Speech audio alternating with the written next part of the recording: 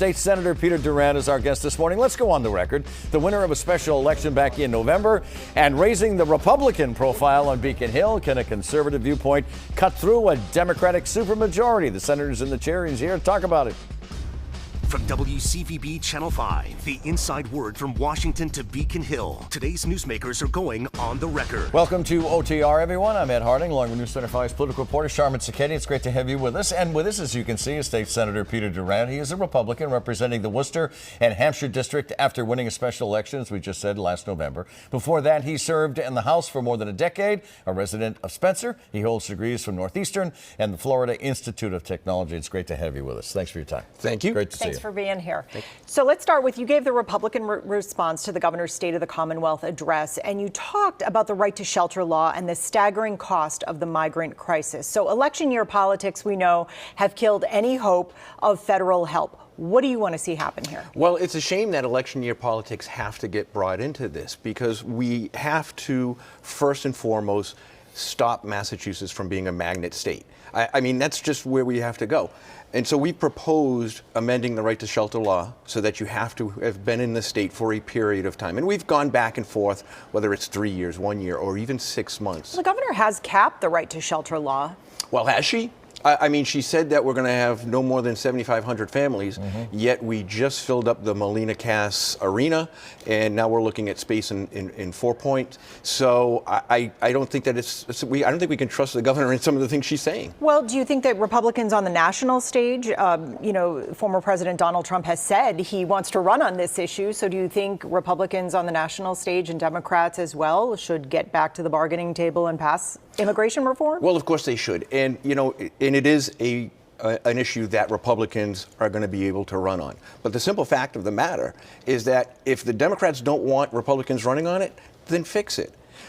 President Biden was very happy to remove the stay in Mexico order on his first day in office. He could reinstate that tomorrow. He could reinstate some of those policies that kept people from crossing the border en masse, but he hasn't done that. Is Governor Healey using Washington as an excuse not to make hard choices? I think she is. I think it's easy to pawn this off on the federal government, and the fact is that the federal government has to do something, right? So nobody's in disagreement there.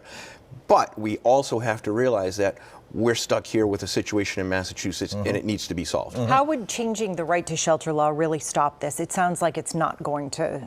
It sounds like she's already capped it. So how would that even stop people from coming? It's about making Massachusetts less attractive for those crossing the border. So you cross the border in Texas or New Mexico, wherever you happen to be, you're greeted by a bunch of NGOs, and they say, where do you want to go? National non-governmental organizations that say, where do you want to go? And you can pick a state, say South Dakota, that doesn't have any benefits, or we can send you to Massachusetts, where you get free housing, free health care, free food, free education, cash benefits. Where would you like to go? I mean, this is a very simple choice, and it's one that we have to put a stop on. We all understand the humanitarian crisis, and we're all compassionate to the people that want to come here. But we only have a finite amount of resources, and so we have to unfortunately cap that and stop them. Item 2, revenue estimates. They have fallen short for months now. That hasn't stopped the governor from pushing ahead on expensive policy initiatives on child care and affordable housing. Those policies have wide support. Do Republicans have more to say on this other than we don't have the money? Well, I think it's important to realize, of course, that not only are we starting to diminish our revenues, but at this point today, we have collected less money in this fiscal year than we did last fiscal year. So it's not even that we're growing at a slower rate, it's that we're actually going backwards. This means that we have to fundamentally decide what our priorities are here in Massachusetts, and going forward, what we're going to fund first and foremost. And that's where I think Republicans move forward and say we have to fund our important issues, public safety, education, things of that nature that are important to us. And some things are going to drop off this list. All right, the Mass GOP says it was highly inappropriate for the governor to nominate her former romantic partner to the Supreme Judicial Court, the state's highest court. Judge Gabrielle Wolohojian was in a relationship with the governor for several years.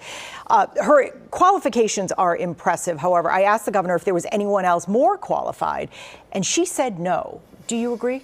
So I find it interesting that the mere fact that we're even talking about this, or that you're asking me this question, means that everybody who's listening to this knows that it's inappropriate. This is simply inappropriate. Look, as legislators and as public employees, we have to go through ethics training every couple of years. And are you saying this is unethical? I think it's unethical. It may not be illegal, but it's clearly unethical. This is somebody who's going to be appointed to the highest court in Massachusetts, who will be taking up cases that the governor that may involve the governor herself. And so, you know, we're brought forward to this this ethics training that we have to do every year, and we've been told, I can't even recommend someone I know to a job, regardless of how qualified they are. I'm not allowed to do that because it's inappropriate. Yet she gets to a point. Should the governor's council approve this? Well, look, it's obviously up to them. I don't think that they should. I think that this clearly qualified candidates who could be put forward, who could go on that bench, that would be much more appropriate. But as Sharman mentioned, credentials are at least on paper impressive, but it doesn't pass the smell test. Is that what you're saying? That's exactly it. Should her prior relationship hold her back? You know, unfortunately, the answer I think is yes. Maybe she is qualified, and maybe that appointment can come up later. It just should not come from Maura Healey. And I don't even know how that conversation goes at the dinner table. You know, hey, gee, I have a good idea. It doesn't even pass that sniff test that we're talking about. All right, the next item is something I mentioned at the very beginning. Republicans face a Democratic supermajority in both houses on Beacon Hill. I don't have to tell you that. You've lived it, you are it, you're in the middle of it. So your victory last November has now put 4 Republicans in the state Senate, 4 out of 40. There's no Democrat in the race for your House seat that you once held. So is there a little more red in this very blue state, do you think? Well, I think there is. And obviously in central Massachusetts, we're a much more red area of the state.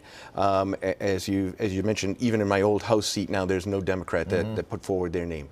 But I also think that comes to talk about just some of these issues that are going forward in Massachusetts as we look at the last year. Right, it's a simple question that we brought up during the rebuttal to the state of the state. Are we better off now than we were a year ago?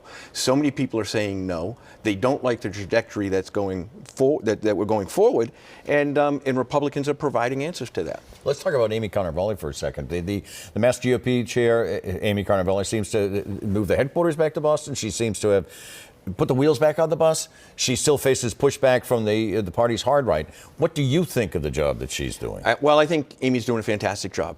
And I'm very happy to say that in my election, in the special election that just took place, it was a team effort. It wasn't me. It wasn't just a couple of people. This was a team effort from me, my campaign staff, the party, and that's really what we need. Amy brings that team spirit forward for us, and it helps all of us. All right, well, speaking of sort of that hard right faction, let's talk about the elephant in the room, and that is former President Donald Trump. Sure. Do you support his bid to return to the White House? You know, I prior to Governor DeSantis getting out of the race, I had endorsed Governor DeSantis. I think as we move forward, given my history of not picking presidential candidates very well, I'm gonna stay neutral in this. But it certainly seems clear that President Trump will be the nomination going forward. Well, the Mass GOP has said they will stick with whomever the nominee ends up being and support them. Yeah, and as I will as well. This is an interesting. And you will as well. If he becomes the nominee, which again it appears that he will, I'll be with the nominee, of course. I think we're in an interesting situation where you have a very clear delineation of the two candidates. And and that's where I wanted to go with the next one. It's what's your response to the special counsel's report on President Biden? No criminal charges for his handling of the classified documents, but outright stating, questioning the president's memory, pointing to his age. Is that fair play? It is. It is when we're talking about the leader of the free world. And the council has said everything that we already all know. We have a president who is in cognitive decline, and that's problematic going forward. We said the same thing about President Reagan back in the 80s during his last term when it was clear that he was getting Alzheimer's. So, yeah, it's fair game.